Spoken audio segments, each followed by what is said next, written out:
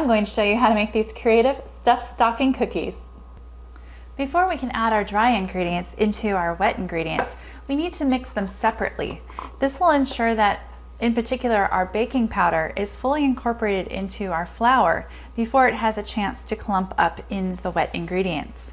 So we're going to gently scoop out 1 3/4 cups of flour. You want to gently put it into the measuring cup. You don't want to pack it in there, otherwise you're going to end up with too much flour, which will make the cookies either dry or just not stick together at all. So we've put in 1 cup. Now we're adding 3/4 cup. And then we're going to add a 1/2 teaspoon of baking powder.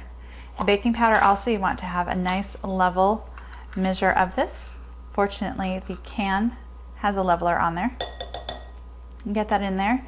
And then I'm going to use that spoon to mix up our dry ingredients after adding 1/4 teaspoon of salt.